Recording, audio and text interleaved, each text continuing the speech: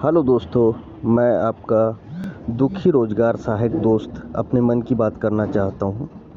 अंधेरे में बात इसलिए कर रहा हूँ क्योंकि मेरे घर की बिजली कट कट गई है। बात सभी भाइयों को पता है कि हम 12 वर्ष पहले हमने पंचायतों में ग्राम रोजगार सहायक के पद पर नौकरी ग्रहण की थी। उस समय हमारा चयन मेरिट लिस्ट के आधार पर हुआ था।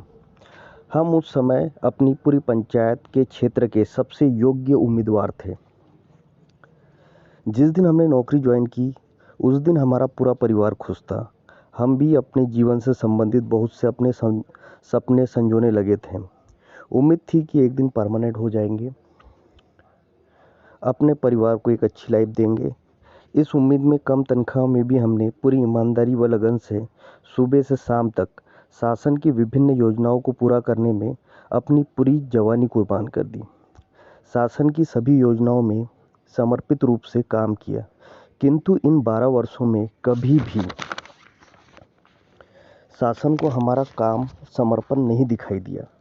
जब भी नए वर्ष के प्रारंभ में मजदूरों की मजदूरी व अन्य मनरेगा कर्मियों का वेतन बढ़ता है, हमारी भी निगाहें शासन के आदेश पर होती थी कि हमारा भी वेतन कुछ बढ़ा होगा। लेकिन आदेश में स्पष्ट रूप से ये एक लाइन लिखी होती थी कि यह आदेश जीआरएस पर लागू नहीं होता। मन बड़ा दुखी होता था, बहुत पीड़ा होती थी मन को, लेकिन इस आशा में कि एक दिन अपना भी समय आएगा, अपना भी कुछ अच्छा होगा। इसी प्रकार हमारे कुछ साथी झूठे आश्वासनों का जहर हमें पिलाते रहे। यह जहर पीते पीते बुढ़ापे की ओर अग्रसर हो गए हैं। अब ना तो कहीं और नौकरी मिल सकती है, ना ही खेतीबाड़ी का काम कर पाते हैं। यदि 12 वर्ष पहले कोई प्राइवेट नौकरी यदि 5,000 रुपये से भी शुरू की होती तो आज 25 से 30,000 रुपये की नौकरी हो जाती, 2 से 4 लाख रुपए पीएफ में जमा होते। लेकिन आज हमारी ये स्थिति है कि गुटखा खाने के लिए भी पैसे के लाले पड़ गए भाई। इसी क्रम में हम यदि एक बात करें, जब भी कोई नई योजना आती है, अधिकारी पूरी की पूरी योजना जीआरएस के ऊपर लादने की कोशिश करते हैं। उन्हें लगता है कि जीआरएस एक उच्च श्रेणी का गधा हमाल समझदार है ना, जिसके ऊपर सारा बोझ डाला जा सकता है और ये सारा बोझ ढो भी लेगा। लेकिन जब भी हमारे नियमितीकरण के लिए कोई सिफारिश की यदि बात आती है तो ये हमारी कोई सिफारिश नहीं करते। हमारा आत्मसम्मान मर चुका है।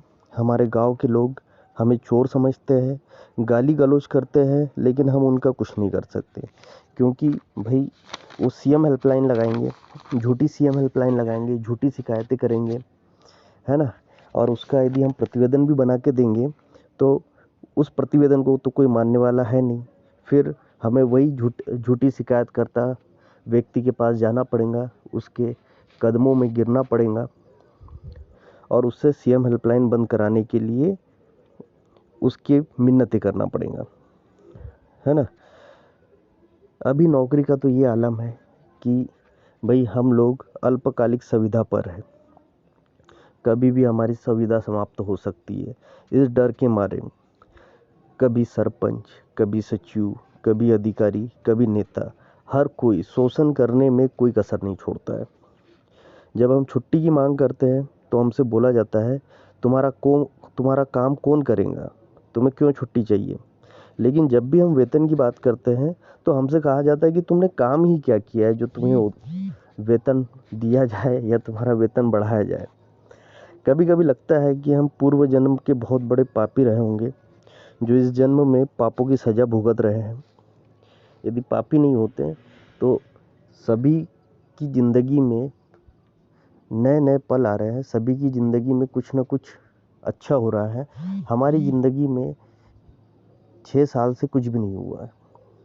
जो भी चीज़ें हैं, पहले भी 9,000 मिलते थे 2017 में, आज भी 2023 में भी 9,000 रुपये मिल रहे हैं। महंगाई आसमान छू रही है ना। सबके ऊपर महंगाई आ रही है, बस जीआरएस के ऊपर महंगाई नहीं आ रही है। मानसिक रूप से प्रताड़ित, आत्मसम्मान विहीन इस धरती पर गधा हमाली कर रहे हैं। बस बार बार आश्वासन का घूंट पीकर रह जाते हैं।